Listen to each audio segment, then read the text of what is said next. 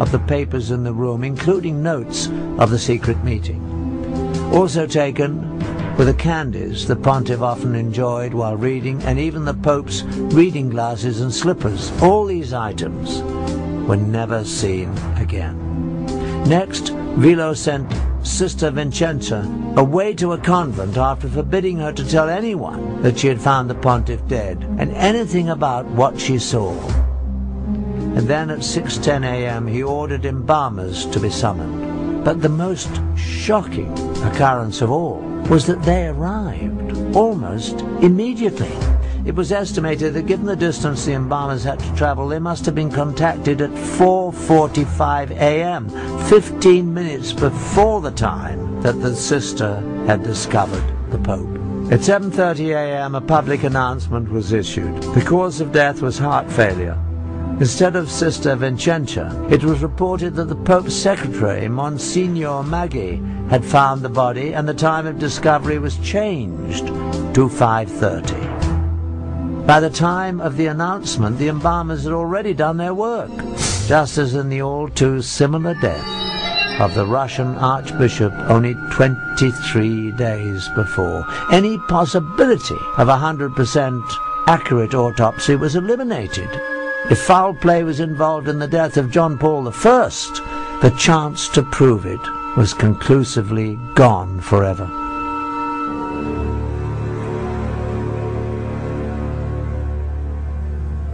Ten days after John Paul's funeral, Cardinal Vilo assembled the conclave to elect a successor. The official electing body includes 111 cardinals. Once sequestered in the Sistine Chapel, the cardinals must invoke the power of the Holy Ghost to guide them to their decision. But in truth, the principal candidates for Pope are not determined behind the closed doors of the conclave. These decisions are made in the elegant restaurants of Rome, where the most powerful cardinals meet for their dinners and lunches. When the cardinals finally entered the Sistine Chapel for the closed-door session Sunday morning, October the 15th, 1978, it became the scene of a theatre of political manipulation on all levels. From promises whispered between cardinals to heated debates, with each ballot tensions elevated. After the 8th ballot, white smoke billowed up from the Vatican, signaling that a new pope had been elected. It also signaled a staggering defeat for the KGB and the Illuminati. The new pontiff was a staunchly anti-communist Pole, John Paul II. But the Illuminati does not accept defeat easily. On May the 13th, 1981, Mehmet Ali Agca, a man wanted in Turkey for murder, stood outside the Vatican Basilica in the crowd waiting for the Pope to ride through. According to Ali Agca's own account, John Paul came out of the Vatican about 5 p.m. in a white Jeep. As the Pope came by, Ali Agca pulled a pistol up and fired 3 times before being wrestled to the ground by the crowd. The pontiff was seriously wounded, but he would recover to continue his papacy.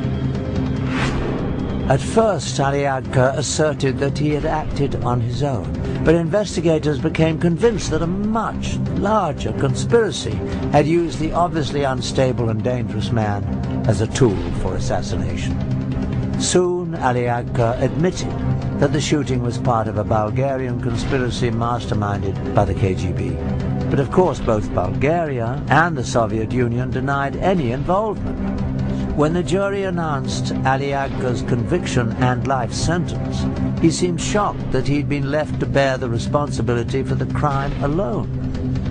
Then he began laying out the precise details of the conspiracy to Italian investigators, naming all those involved.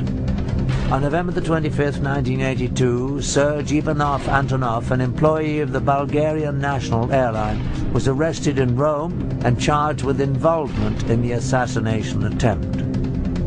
Soon, the list widened to include 3 other Bulgarians and 4 Turks. In July 1983, as Agca was being transported to another facility, the world saw him publicly admit the KGB connection as he shouted to reporters that the KGB and Bulgarian intelligence services were involved. Later, he explained that he had been trained in Bulgaria and Syria by KGB experts in international terrorism. He also admitted that Antonov was an accomplice along with 2 Bulgarian embassy employees. In 1984, Italian judge Lario Martella was convinced that the KGB and the Bulgarian Secret Service were involved in the assassination attempt on Pope John Paul II. The judge released this finding based on the following facts. Agca used a perfectly forged passport to enable his entrance into Italy, something available only from highly sophisticated sources. He also had enough money to allow him to stay for extended periods in Bulgaria, Switzerland, and several other European countries. There was evidence that he received substantial assistance in his activities in Italy leading up to the assassination attempt.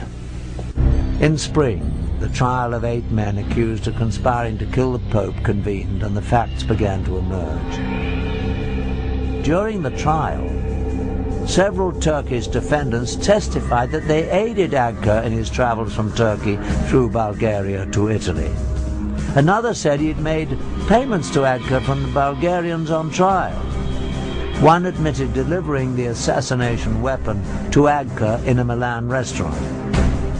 By the 1980s, after 2 centuries of positioning their people in high places, the Illuminati had apparently gained control of the Italian courts. In the end, to the amazement of most observers, the Italian court found that there was insufficient evidence to convict the conspirators. The Agca case not only illustrated that the secret brotherhood had compromised the Italian judicial system, it also showed that the Illuminati had reached the very top of the KGB. In 1990, Viktor Ivanovich Shemov, a KGB major, who defected to the US, made a shocking admission. Before he escaped from Russia in 1980, he received an order to obtain all the information possible how to get physically close to the Pope. The order was signed by Yuri Andropov himself, at the time the head of the KGB, the same Yuri Andropov who would only a few years later become the head of the Soviet Union.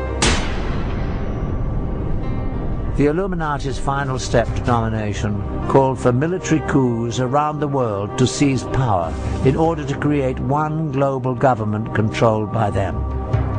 To accomplish this, they would use the huge surplus of catastrophic weapons stockpiled in the USSR to threaten the entire world. Although the KGB was the most well-known, it was not the only espionage entity run by the former USSR. Another agency just as massive but even more secret than the KGB was the GRU, carrying out military intelligence. And the secret brotherhood went to great lengths to infiltrate it. The proof that they were successful is revealed in these highly classified GRU agency documents that we purchased from a black market document dealer in Russia. In them, an agent is given his orders to work using the cover of a journalist in Washington, D.C. Once again, the Illuminati has left their telltale sign. The period under high magnification is the pyramid and all-seeing eye. While the KGB collected information on political figures and influenced politics around the globe, the GRU gathered intelligence essential for achieving military objectives. Some of the activities of the GRU were aimed at achieving objectives in various ongoing conflicts such as Afghanistan. But the major mission of the GRU was to prepare for future wars with other countries, especially the USA. It was this agency that was ready-made to be used to place the deadly weapon